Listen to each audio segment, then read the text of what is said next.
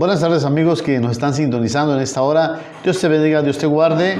Vamos a estar hablando sobre el tema, vamos a continuar, más bien dicho, hablando sobre uno de los temas que ya hemos visto acerca de la administración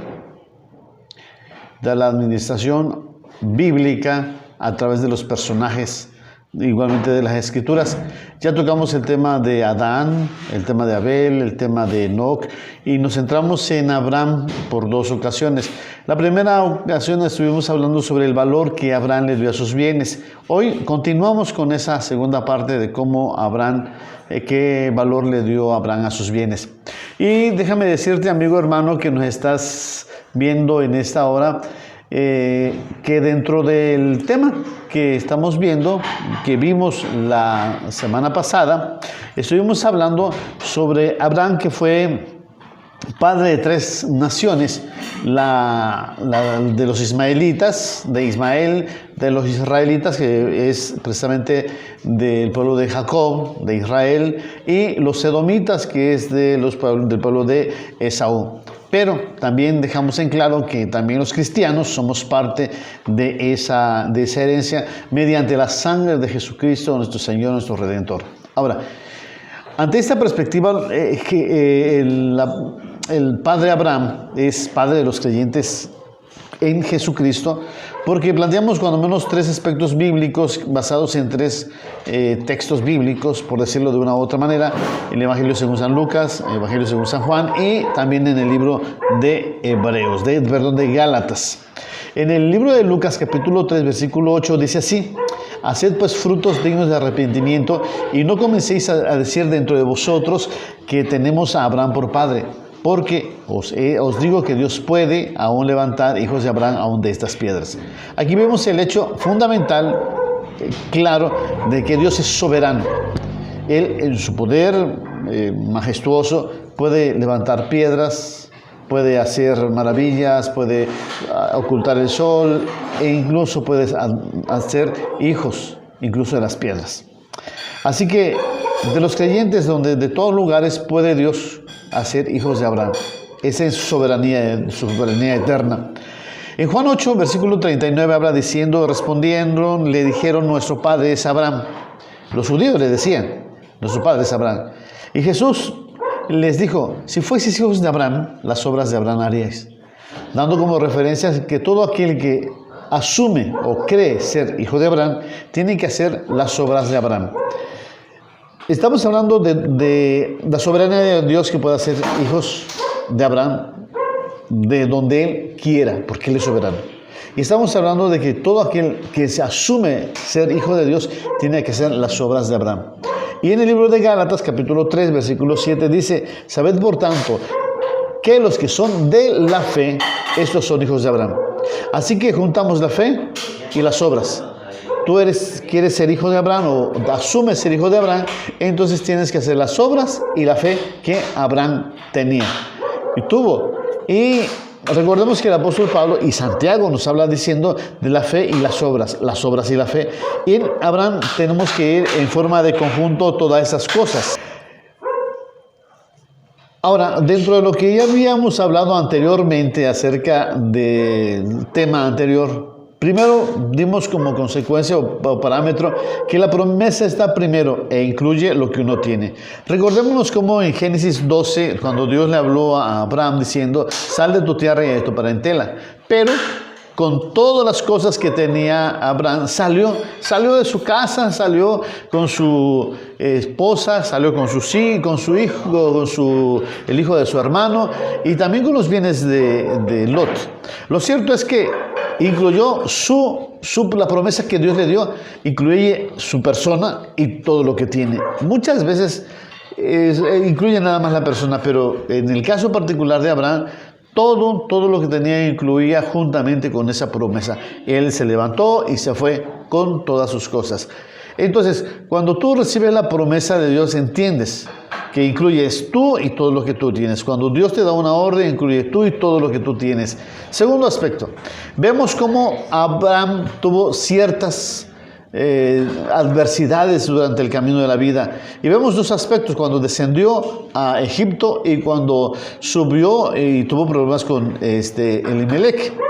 Y vemos cómo Abraham comprometió a su mujer en esas dos ocasiones. Hubo problemas, pero ciertamente las circunstancias adversas fueron cubiertos por la mano poderosa de Dios, de manera que salió, digamos decir, victorioso. Aún Dios lo bendijo en la adversidad y prosperó.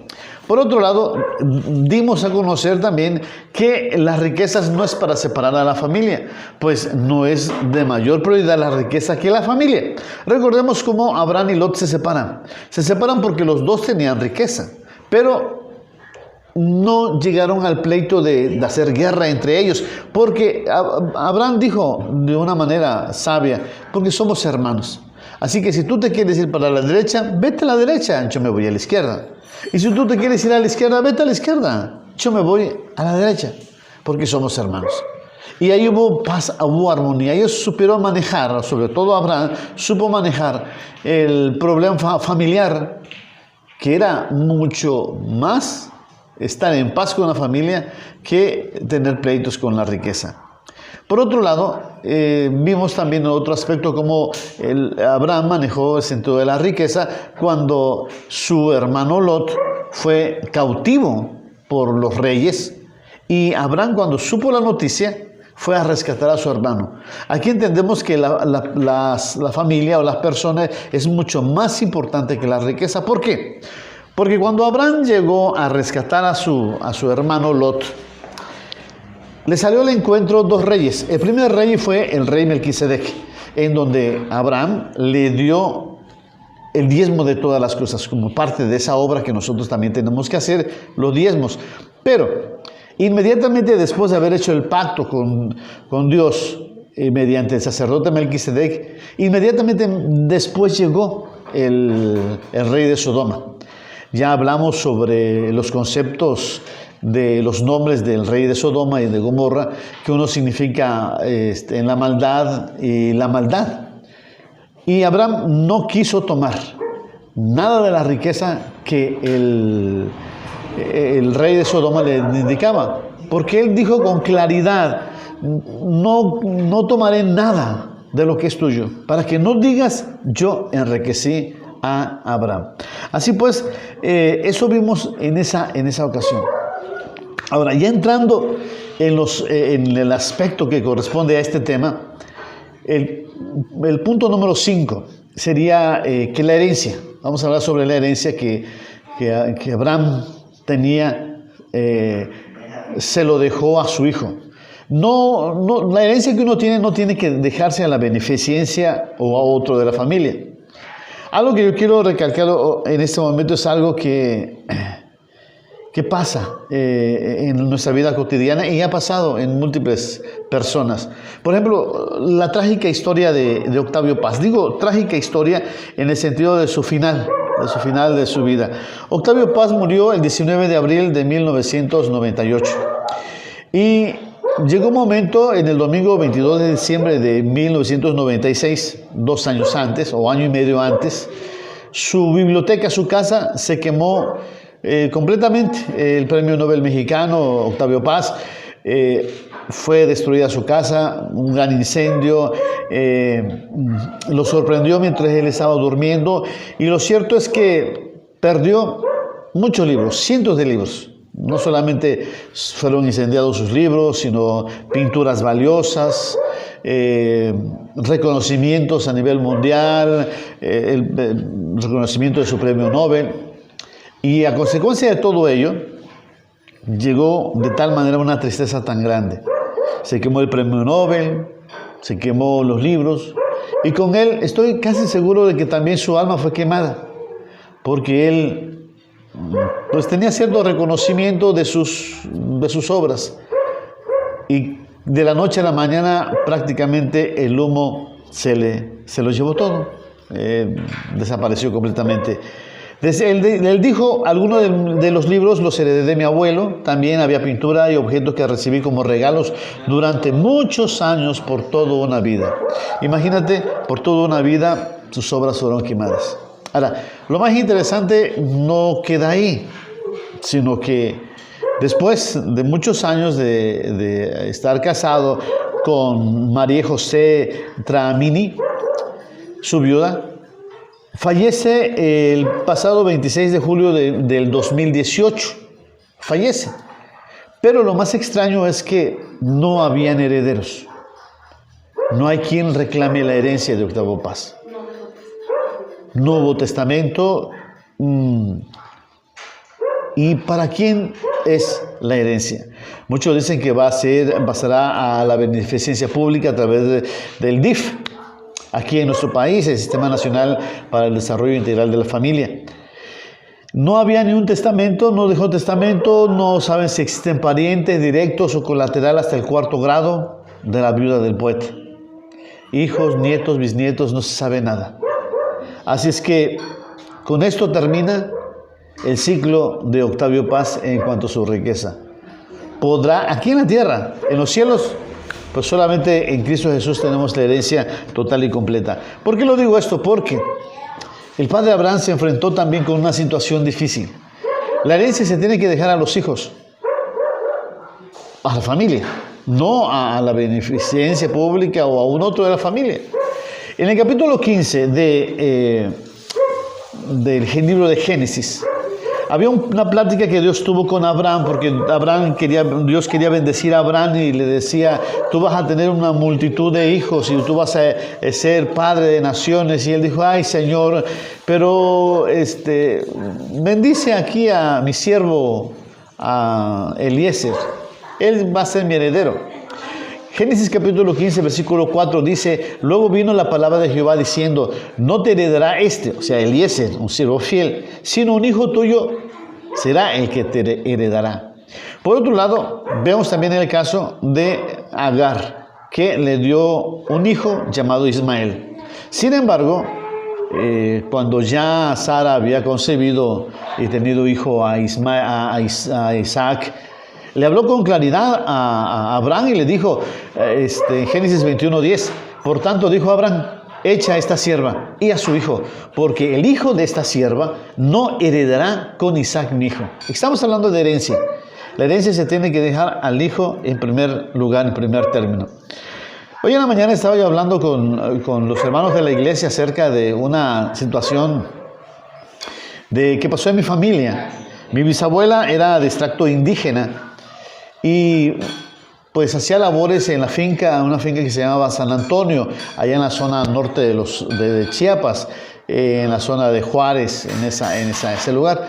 Y el bisabuelo le dijo que él era el dueño, el terrateniente de toda esa zona de la finca San Juan, finca San Antonio, le dijo, yo quiero tener hijos contigo, pero no vas a ser mi esposa.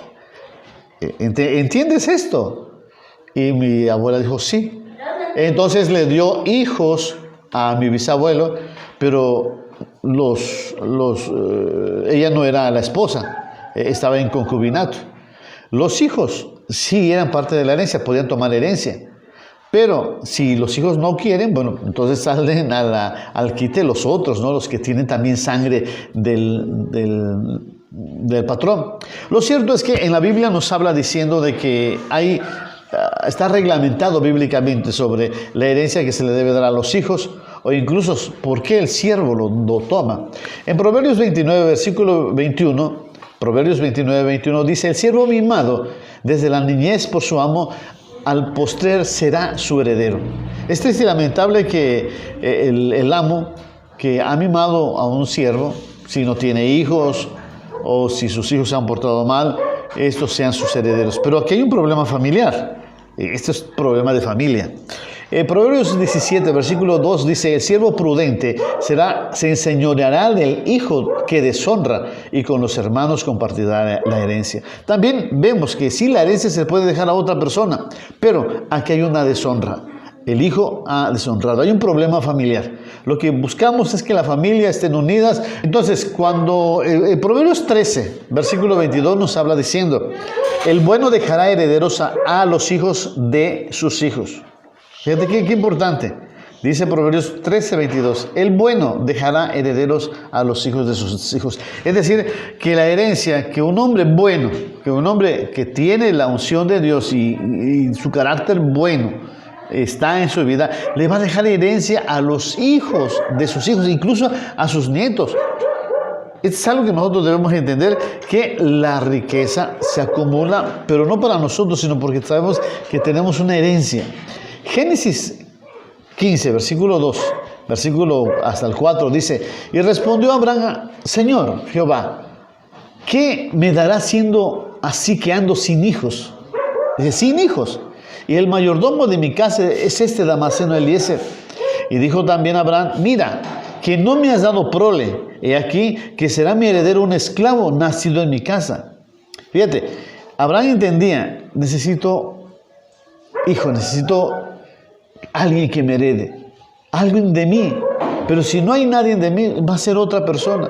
Sin embargo, la palabra de Dios, la divina respuesta, vino del cielo y dijo: no es mi propósito que otros hereden lo que tú has cosechado, sino que sean tus propios hijos. Génesis 15:4 dijo: luego vino a él la palabra de Jehová diciendo: no te heredará sino un hijo tuyo será el que te heredará. Entonces, entendemos, la riqueza que Dios te da quiere que sea para los hijos, para tu descendencia. Ahora, vamos a hablar otro aspecto que sucede en Génesis 21.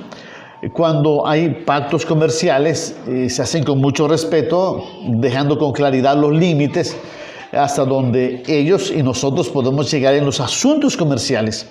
¿Por qué? Porque el texto bíblico que vamos a leer a continuación, que nos permite cómo Abraham manejó este carácter de la riqueza, del dinero, nos va a llevar a entender que si no manejamos bien los asuntos del dinero, puede llegar momentos de ira, de enojo, problemas emocionales. Y con esto quiero dar a entender, hermanos, que el asunto de la riqueza, si no sabemos tratarlo en el Espíritu de Dios, que traerá muchos problemas. El apóstol Pablo dice con claridad que el amor al dinero, el amor a la riqueza, al dinero, es la raíz de todos los males. Entonces debemos tratar estos asuntos de manera santa, sabia. Vamos al texto bíblico ya de Génesis 21, versículo 22 en adelante. Dice: y aconteció en aquel mismo tiempo que habló Abimelech y Filcol, príncipe de su ejército, a Abraham, diciendo: Dios está contigo en todo cuanto haces. Qué interesante. Ellos entendían que la bendición de Dios estaba sobre Abraham, que todo lo que hacía Dios lo bendecía.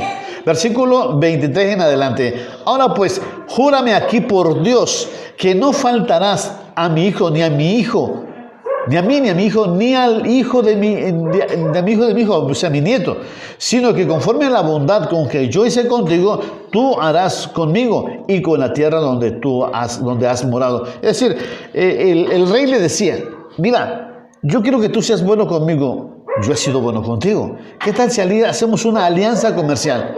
Abraham responde: sí, yo juraré. Y aquí viene la contrapropuesta del negocio, porque hablamos de negocios, ¿no?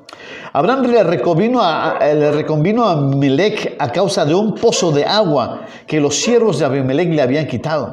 Fíjate, había problemas. Aquel quiere hacer un negocio comercial, pero hay un problema atrás que no quieren discutir, pero Abraham saca a relucir ese problema y lo empiezan a discutir, a confrontar. Y le respondió Abimelech, tratándose de lavar las manos sobre el asunto: yo no conozco nada de eso. Dice: no sé quién te haya hecho esto, ni tampoco tú me lo has hiciste saber, ni yo lo he oído hasta hoy. Interesante, pero entran en un diálogo una vez puesto las cartas sobre la mesa y llegan a un arreglo. Y tomó Abraham ovejas, vacas y dio a Abimelech, e hicieron ambos pacto. Interesante.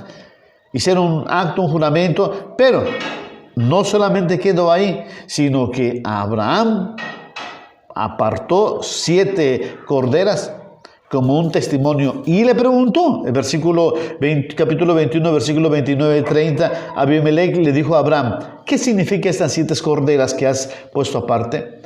Y él respondió: que estas 7 corderas tomarás de mi mano para que me sirvan de testimonio de que yo cavé este pozo. Porque el problema sí había sido de que los siervos de Abraham habían construido pozos y habían encontrado agua, y los siervos de Abimelech los habían tomado, pero ahora habían cavado un pozo, Berseba, así le puso, Berseba, el pozo del testimonio, del juramento, diciendo, este yo lo cavé, este es mío, y esto va a ser un testimonio.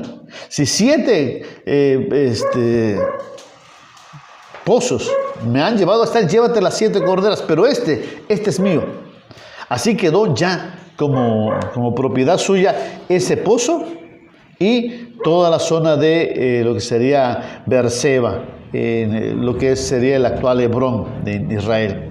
Así pues, reconocemos pues en este asunto sobre tratos comerciales. Primero, en este texto entendemos que la bendición del Dios de Abraham debe recaer sobre los hijos de Dios. Segundo, que así como Abraham hizo un pacto, un negocio, así los hijos de Abraham tienden en el mundo a hacer negocios. Debemos hacer negocios, pero así como Abraham colocó los detalles problemáticos del problema, nosotros como cristianos debemos ser cuidadosos, que al hacer cada negocio debemos ser cautos para saber hasta dónde es mi límite y hasta dónde yo puedo actuar.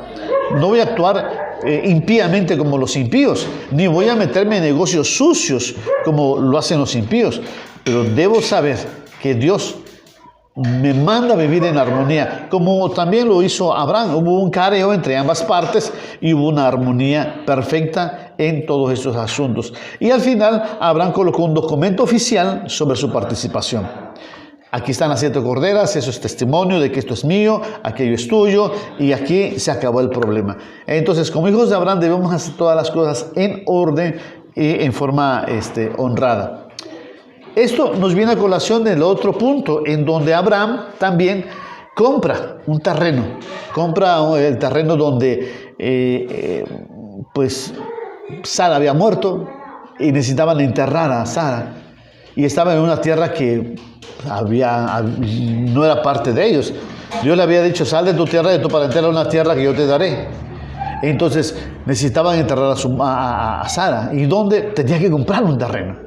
Entonces se levantó Abraham y miró un lugar adecuado. Vamos a Génesis 23, versículo 7 en adelante. Dice, y Abraham se levantó y se inclinó al pueblo de aquella tierra, y a los hijos de Et, y habló con ellos diciendo, si tenéis voluntad de que yo sepulte a mi muerta delante de mí, oídme a interceder por mí con Efrón, hijo de Zoar. El versículo 29 habla diciendo, para que me dé la cueva de Macpela, que tiene al extremo de su heredad, que por su justo precio me la dé para posesión de sepultura en medio de vosotros. Entonces, la palabra del Señor nos habla diciendo de que Abraham deseaba un lugar donde enterrar a su muerta.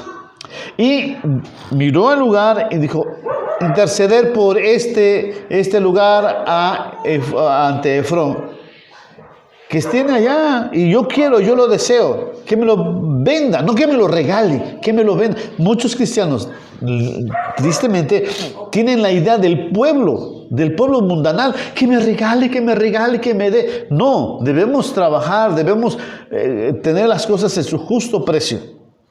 Y esto es lo que Abraham le dijo. Entonces, sigue diciendo el texto bíblico en Génesis 23, versículo 15 en adelante. Señor mío, estaba Efrón.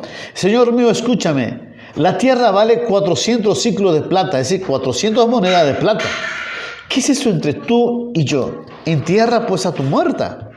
Entonces Abraham se convino con Efrón, o sea, se entablaron pláticas de comercio, de comercializar esa tierra. Y pesó Abraham a Efrón el dinero que dijo en presencia de todos los hijos de... Es decir, habían testigos. No había una persona que dijera, no es cierto, yo no... Eran testigos, habían testigos. 400 ciclos de plata de buena ley entre los mercaderes. Y quedó la heredad y la cueva que en ella había de Abraham como posesión para sepultura recibida de los hijos de Et. Es decir, Abraham compró cabalmente todo el terreno, todo el territorio que había en ellos. Es necesario que nosotros debamos entender que el cristiano, cuando tiene que hacer negocio, tiene que tener documentos oficiales para que no afecten la familia. Después de la muerte de Sara, cuando muere Abraham, los hijos de Abraham, Isaac e Ismael, llegaron y sepultaron ahí a Abraham. De la misma manera, cuando muere Isaac y muere Rebeca, su esposa, lo entierran en el mismo lugar porque ya era posesión suya. Había documento legal que se establecía. Lo mismo sucedió con Jacob y con Lea, la primera esposa de Jacob, que fue enterrado precisamente allí en Hebrón. Había un documento especial para no dejar problemas a la familia, para no dejar problemas a esa situación. Ahora, la riqueza también tiene que ver con el bien que tú has tenido, tienes que heredarlo, no solamente a tus hijos, sino que afecte también a la vida familiar de tus nueras. Mira, hay personas que dicen, yo trabajé esto con mucho ánimo y no le voy a dar nada a mis hijos. Mi casa es mía y si mis hijos quieren algo, pues allá que lo hagan y que sepan cómo es ganarse el sudor de su frente. Sin embargo, Abraham no pensó así. Abraham consideró que su herencia tenía que ser también una bendición para sus hijos y para los hijos de sus hijos. Me llama la atención cómo Abraham, ya en su vejez, quiso asegurar a su hijo, darle esposa. Y mandó a su criado Eliezer a buscarle mujer a su hijo. Vamos al texto bíblico, capítulo 24, versículo 9 en adelante del texto bíblico, Génesis. Entonces el criado puso su mano debajo del muslo de Abraham, su señor, y le juró sobre este negocio. Hablamos sobre negocio, pero también hablamos sobre bendición. Dice, y el criado tomó 10 camellos de los camellos de su señor y se fue tomando toda clase de regalos escogidos de su señor y puestos en camino llegó a Mesopotamia, a la casa de Nacor. Interesante, 10 camellos y sabemos que llevaba oro, llevaba prendas preciosas, llevaba manjares, cosas lujosas y eran 10 camellos. Era un hombre rico. Y me llama mucho la atención cómo el criado, siendo Eliezer, que en alguna ocasión aspiró a ser el heredero, ahora no peleaba eso, simplemente entendía cuál era su lugar y sabía quién era el verdadero heredero. Por ejemplo, en Génesis 24, versículo 36, dice, y Sara, mujer de mi amo, habló Eliezer, dio a luz en su vejez a un hijo, a mi señor, quien le ha dado a él todo cuanto tiene. Eso es algo importante. El criado entendía, yo soy simplemente criado, pero el heredero es Isaac. A él le dio todo cuanto tenía. ¿Cuántas veces he escuchado que los padres le dicen de sus hijos, de sus hijas, ay, cuando te cases, ay, ve tú cómo le haces? Si tú te casas, a ver dónde te juntas, porque aquí no quiero nada. Aquí el caso de Abraham fue diferente. Él proveyó todos los apoyos necesarios y estuvo con sus hijos. Es interesante este asunto, porque podemos decir, bueno, yo te enseñé ya a hacer tamales, vamos a hacer tamales para el día de tu boda, y te voy a enseñar cómo hagas tamales para que sigas viviendo. No sé, se me ocurre esa idea, esa forma de pensar, pero hay muchas otras maneras en que podemos actuar. Me llama la atención como en Génesis 25, 5 y 6 nos habla diciendo que Abraham pensó precisamente en ese asunto, en el asunto económico para con su hijo. Y Abraham, dice Génesis 25, 5, y Abraham dio todo cuanto tenía a Isaac, le dio todo cuanto tenía a Isaac, pero a los hijos de sus concubinas dio a Abraham dones. Es interesante entender que Abraham ya era viudo, tuvo otras concubinas y tuvo hijos, pero la Biblia dice con toda exactitud que no iban a heredar lo mismo o no iban a tener la posesión de la heredad. A Isaac le dieron, papelito habla, le dieron documentos, les dieron las firmas, les dieron el negocio, le pertenecía a Isaac. Y a sus demás hermanos, medios hermanos, Abraham tampoco los abandonó. les dio dones. Es decir, les dijo, ¿sabes qué? Aquí tienes 10, 20, 30, 50, 100 cabezas de ganado, ten esto, ten lo otro, y ve, papito, ya eres suficientemente grandecito, ve a tal lugar, allá vive. Y le dijo al otro, ¿sabes qué? Tú te doy tantas cabras, tantas vacas, tantos, ve para allá. Pero todo esto que tengo aquí es de mi hijo Isaac. Entonces es algo interesante que nosotros debemos entender. El padre Abraham tuvo conflictos en su vida, sí. Y durante estuvo en su vida tuvo que manejar dinero, tuvo que manejar recursos, oro, plata, vacas, sí, lo tuvo que hacer. Pero tuvo que hacerlo con la sabiduría de Dios, con el entendimiento de Dios. Al llegar a cabo, al término ya de este estudio, entendemos que el cristiano también tiene que tener relaciones de negocios, tiene que tener relaciones económicas en todos los índoles, en todas las formas y maneras.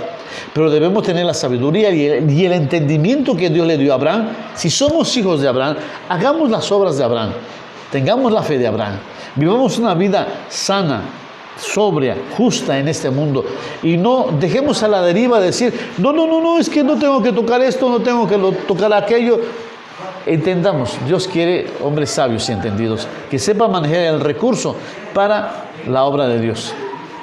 Hermano, que Dios te bendiga, que Dios te guarde, que Dios te dé sabiduría en cuanto a este tema y los temas por venir.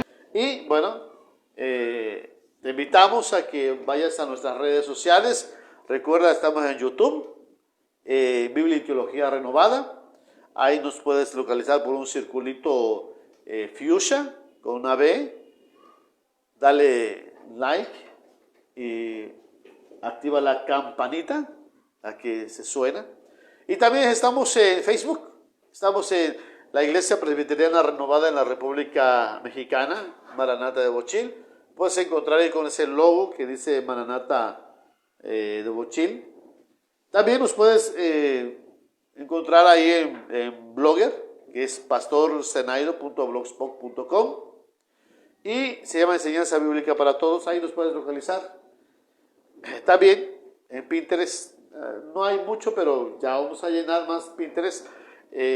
Puedes seguirnos con mi nombre, Zenaido Damián Ramos.